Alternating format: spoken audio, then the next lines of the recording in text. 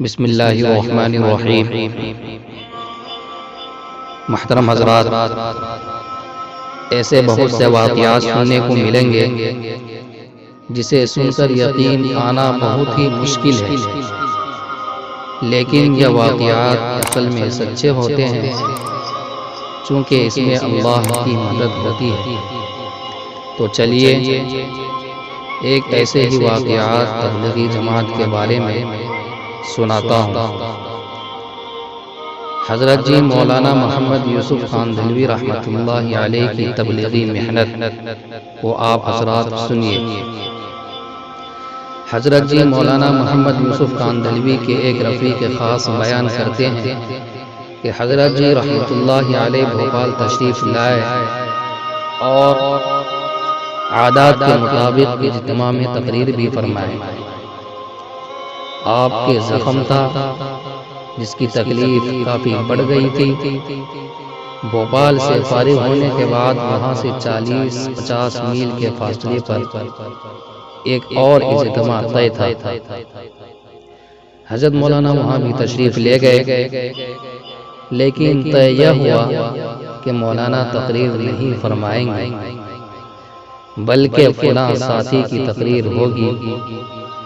مگر ساتھی کی تقریر کے بعد مولانا کو احساس ہوا کہ دعوت قوت کے ساتھ نہیں دی جا سکی، لہذا اپنے اندرونی جذبے سے مغلوب ہو کر خود تقریر کے لیے اصرار فرمایا، اور حالت یہ تھی کہ بیٹھنے کے لائق بھی نہیں تھے۔ چنانچہ لیٹ کر بولنا شروع کیا۔ ادھر زخم کی حالت یہ ہوئی کہ اس میں سے خون جاری ہو گیا۔ ایک کپڑا لگا دیا جاتا، جب وہ بالکل تر ہو جاتا تو دوسرا کپڑا لگا دیا جاتا۔ اس طرح کئی کپڑے خون سے بھر گئے اور مولانا نے عادت کے مطابق پوری تقریر فرمائی۔ اندازہ یہ ہے کہ اسی تقریر کے دوران آدھا سیل خون مولانا کے جسم سے نکل گیا، مگر اللہ کے اس بندے کو کچھ پتہ نہ تھا کہ یہ کیا ہو رہا ہے۔ ایک دوسرے بھائی نے اس جلسے کا نقشہ کھینچا ہے کہ برسات کا موسم تھا، پنڈال بستی کے باہر لگا ہوا تھا۔ ایک زوردار جھونکا آیا جس سے سارے شامیانے اکھڑ کر رہ گئے۔ حضرت جی مولانا محمد یوسف رحمۃ اللہ علیہ کی تقریر ہونے والی تھی اور مجمع سننے کے لیے بےتاب تھا۔ حضرت مولانا تشریف لائے اور خطبہ شروع کیا۔ یکا ایک طرف سے بادل اٹھا اور زور سے بارش شروع ہو گئی۔ بارش طوفان کی طرح آئی اور طوفان کی طرح برسی۔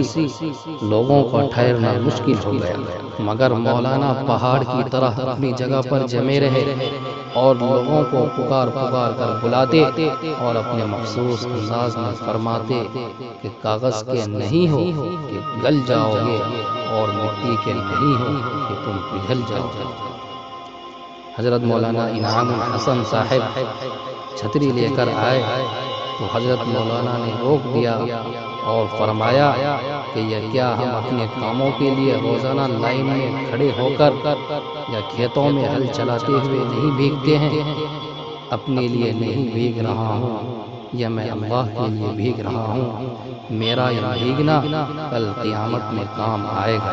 مولانا کا یہ صبر و استقلال اور دعوت کے لیے یہ قربانی دیکھ کر مخلوق خدا دھاڑے مار مار کر رونے لگی اور آپس میں لوگ کہنے لگے، بتاؤ بھائی اس شخص کو کیا لالچ ہے؟ اور مجمع کا یہ حال تھا کہ اور چلا آ رہا تھا۔ جسم اور کپڑے بارش سے تر بتر تھے اور آنکھیں آنسوؤں سے تر۔ مولانا کی داڑھی سے پانی بہہ کر گر رہا تھا اور لوگوں کے قدموں سے پر نالے چل رہے تھے۔ ایک بھی شخص ایسا نہ تھا جو حضرت مولانا کو اس حال میں چھوڑ کر اپنے گھر کے لیے روانہ ہوتا۔ لوگ مولانا کی تقریر ہماتن گوش ہو کر سن رہے تھے اور رونے کی آوازوں سے فضا گونج رہی تھی۔ بارش برابر تیز ہو رہی تھی، مگر مولانا اس عالم میں بھی جوش و ولولہ اور تسلسل سے تقریر فرما رہے تھے۔ کئی گھنٹے کی تقریر اسی طرح ہوتی رہی اور مجمع نے صبر و سکون اور ذوق و شوق سے سنی۔ یہی ساتھی ایک اور واقعہ سناتے ہیں۔ گرمی کا موسم تھا، میوات کے ایک گاؤں میں اجتماع تھا۔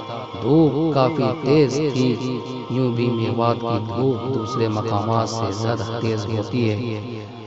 مولانا کا لوگ شدت سے انتظار کر رہے تھے۔ عین دوپہر کے وقت مولانا پہنچے۔ یہ 12 بجے کا وقت تھا۔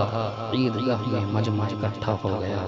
مولانا کی تقریر شروع ہو گئی۔